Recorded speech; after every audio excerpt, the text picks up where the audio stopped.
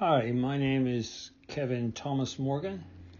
I'm from England. I used to hear about America years ago with Alistair Cook's Letter from America. I love that.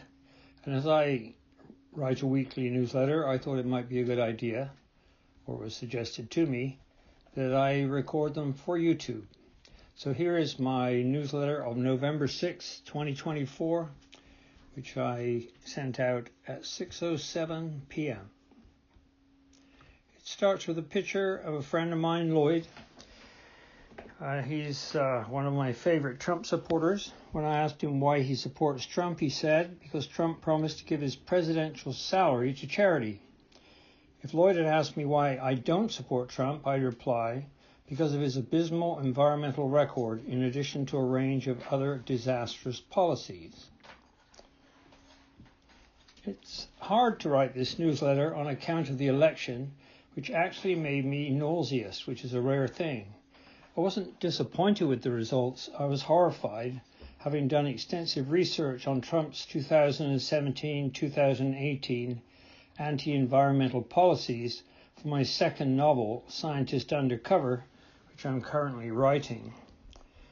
But what to write about this week with the wind knocked out of my sails? Well, Trump said when elected he'd be a dictator on day one. I know what dictators do, as you can see from the images above. Trump tried to roll it back, but whatever. He is represented by John D. Miller in my first novel, Scientist in the Dark. I wrote it lest we forget the ecocide corrupt politicians can evoke in the world. How to make a silk purse of this election's sow's ear? I guess I've made my opinion clear. It's just my opinion, and we are all entitled to one, so no apologies. Oh yes, an old Chinese story I like. There's always an old Chinese story that addresses life's ups and downs. They come in handy when something happens that seems really bad. Take my abdominal aortic aneurysm, for instance, in 2010, a 6.9 centimeter diameter vascular balloon intent on killing me. Turned out that bad thing was a good thing after all. There's a video about that elsewhere on my site. My AAA changed my life for the better in so many ways, much to my surprise. So here's that old Chinese story about the old man who lost his horse. The version is by Grace Wang. During the Han Dynasty in the 3rd century BC, an old man living on China's border one day lost his horse. His neighbors all said what terrible luck that was, and sympathized with the old man. But Sei Wang said, maybe losing my horse is not a bad thing after all. Lo and behold, the next day the old man's horse returned, together with a beautiful female horse alongside him. All the neighbors exclaimed, what great luck! But the old man responded, maybe this is not such good luck after all. The old man had a strong young son. The boy fell in love with the new horse and rode her every day. One day the new horse got spooked by a wild animal and threw the boy from her back. He broke his leg very badly and was permanently crippled. All Sei Wang's neighbors said, what a tragedy, your strong son will never walk without pain again.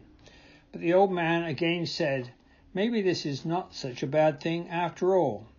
And so it went that when the new year came, the emperor's army passed through the border region and recruited all able young men to fight in the frontier war. Because the old man's son was crippled, he could not fight, and was left in the village to farm with his father. Sei Wang said to his neighbors, you see, it all turned out okay in the end. Being thrown from the horse and breaking his leg saved my son from fighting in the war and almost certain death. So it was, in the end, a lucky thing after all, like my abdominal aortic aneurysm. Those election results still suck for me, but millions are happy about it, including my friend Lloyd, I'm sure. That's how democracy works. It's messy, but democracies can hang together if the negatively affected population does the work needed to keep them alive and back in balance. Yes, democracies live in a dynamic balance between fascism and communism. Difficult environmental challenges lie ahead, so we can't afford to let our guard down. It's what some of my books are about.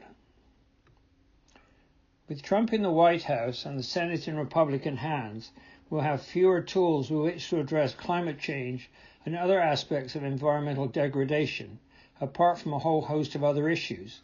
For instance, I fear for the DACA kids, the Dreamers, NATO, and above all, Ukraine. Plus, of course, there's the lunacy of Project 2025. If that doesn't get some unsubscribed from this newsletter, I'll be surprised. But those are my thoughts on the election. I actually did get one unsubscribed by a very displeased person. Let's turn to another inspiring narrative, one by Rudyard Kipling, as it helps me to gird my loins and get on with the job. It's his poem, If, written. Richard Kipling lived between 1865 and 1936, and here is his poem, If. If you can keep your head when all about you are losing theirs and blaming it on you, if you can trust yourself when all men doubt you, but make allowance for their doubting too, if you can wait and not be tired by waiting, or being lied about, don't deal in lies, or being hated, don't give way to hating, and yet don't look too good nor talk too wise, if you can dream and not make dreams your master, if you can think and not make thoughts your aim, if you can meet with triumph and disaster and treat those two impostors just the same, if you can bear to hear the truth you've spoken, twisted by knaves to make a trap for fools, or watch the things you gave your life to broken, and stoop and build 'em up with worn-out tools, if you can make one heap of all your winnings, and risk it on one turn of pitch and toss, and lose and start again at your beginnings, and never breathe a word about your loss, if you can force your heart and nerve and sinew to serve your turn after they are gone, if you can talk with crowds and keep your virtue, or walk with kings nor lose the common touch, if neither foes nor loving friends can hurt you, if all men count with you but none too much, if you can fill the unforgiving minute with 60 seconds worth of distance run, yours is the earth and everything that's in it, and, which is more, you'll be a man, my son. I love that poem. It's inspiring. Thinking of businessman Trump, many years ago I read an ancient French text about surviving in business. As I recall, it was entitled Comment nager avec les requins sans se faire manger. It was written in Old French, and this means how to swim with sharks without being eaten. The only rule I remember from this article was, when bitten, don't bleed, or don't show your soft underbelly, it will attract other sharks. I mean business lampreys, some of whom will be running our government in the near future. Complaining, moaning, wringing your hands will do no good. It shows weakness, and we aren't weak. I'll just get back to my second novel, which continues to castigate Trump's environmental record during his first term. On a lighter note, the North Carolina fall weather is kicking in. This reminds me of the beauty of autumn leaves and the underlying chemistry of their colors. In spite of the election, there are still beautiful representatives of nature we need to protect. In fact, I heard about 1/3 of all trees are threatened with extinction. Where are the Ents when you need them? Writing this newsletter made me feel better, and I hope I didn't offend anyone. That wasn't my intention. Wishing you well. My book ends with a training tip concerning the weight room, recommended reading, of course, Silent Spring by Rachel Louise Carson, and an easy meal for two for Tracy, which is an Amy's vegetable pot pie with lots of Branson pickle. So that's my first reading of one of my newsletters. So wishing you well, and that all things go well with the next administration for all of us. Bye.